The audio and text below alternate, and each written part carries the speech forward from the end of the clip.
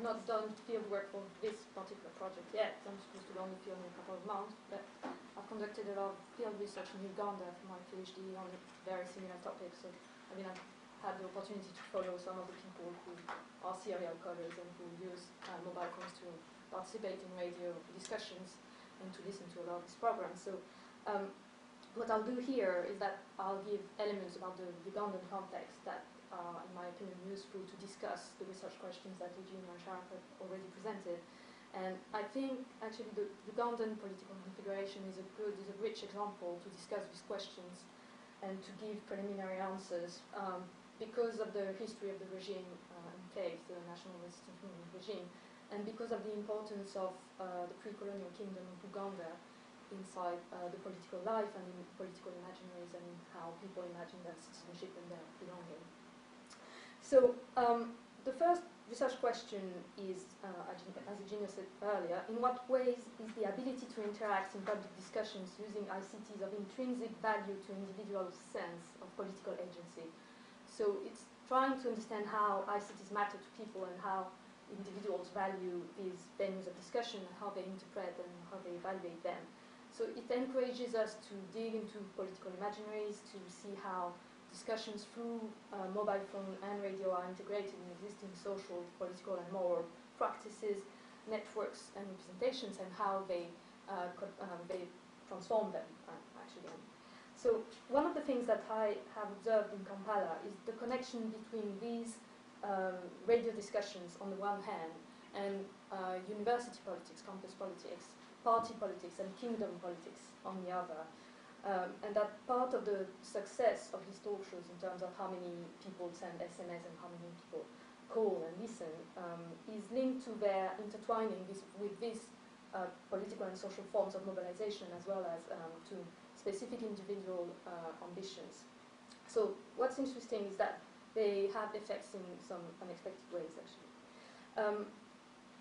In particular, ICT radio-mediated forms of communication feed and enter and transform relations of patronage and political training.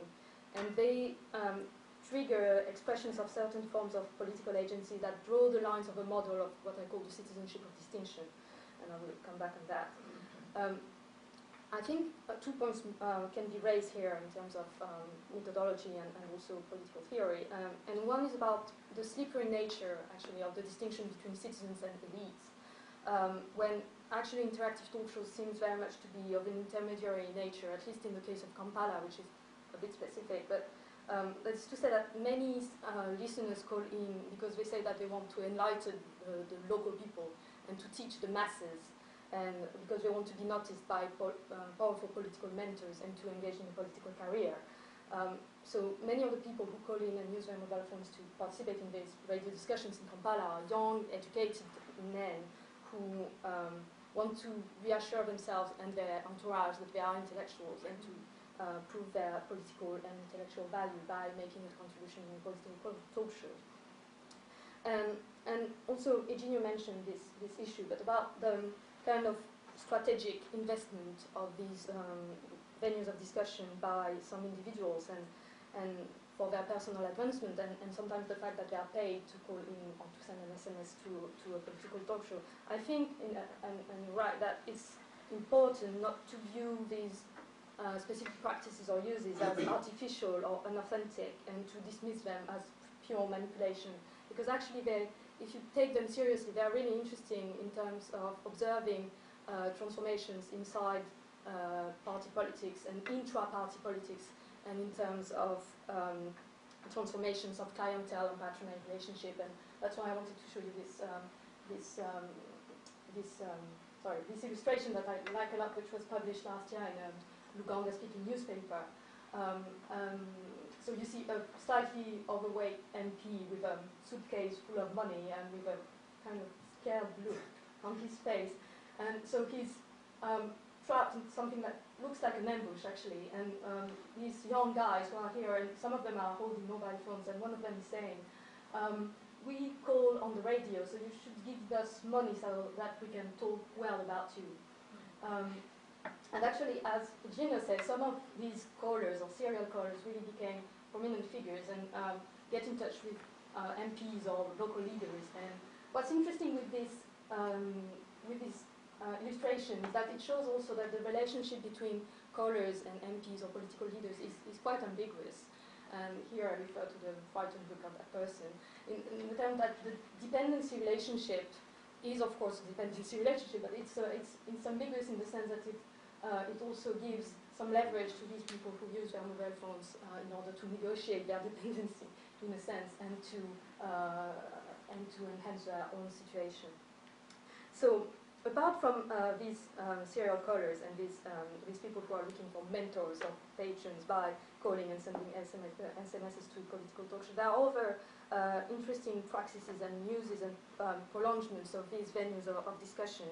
And particularly training sessions for talk show callers and SMS senders, which are organized by both opposition political parties and the regime through a governmental agency called the Media Center. So it's also interesting to use these venues of discussion in order to understand how the political communication of the regime is changing and is transforming itself. And also the creation of associations of talk show callers, especially by second-rank cadres of the ruling party, the National Resistance Movement.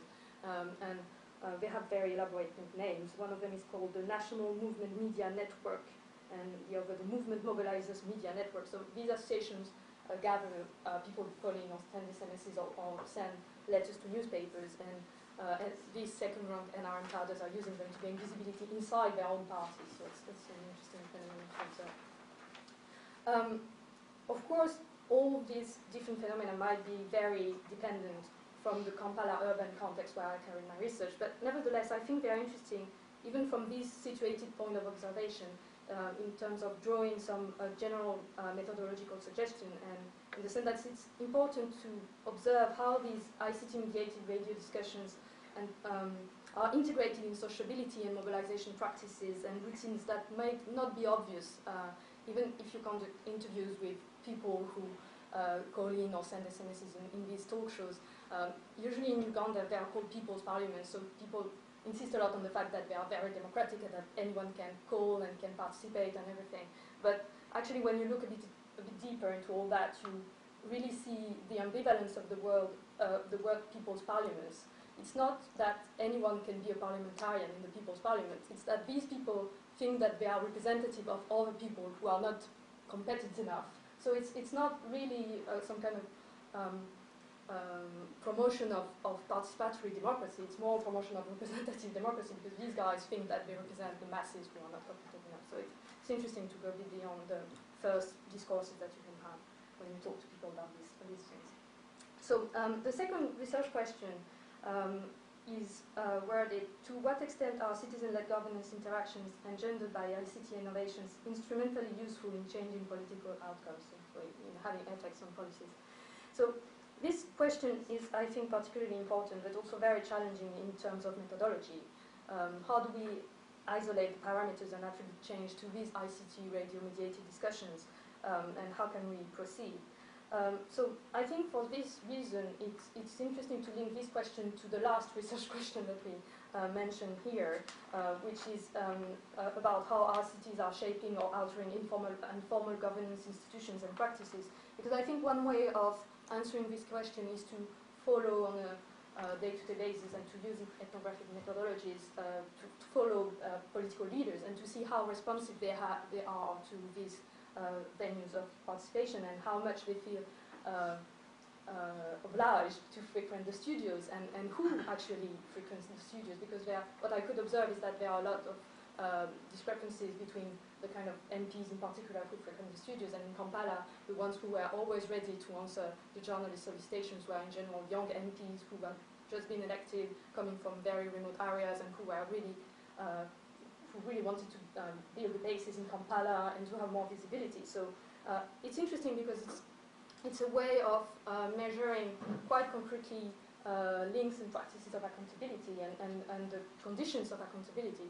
And it's also, I think this research question is interesting, particularly in the case of Uganda and Kenya, maybe less than the other, I'm not so familiar, because it's also a way of analyzing the weight and the influence of the general political context and the states on how these ICT radio discussions are organized and how politicians are responding to these citizen solicitations.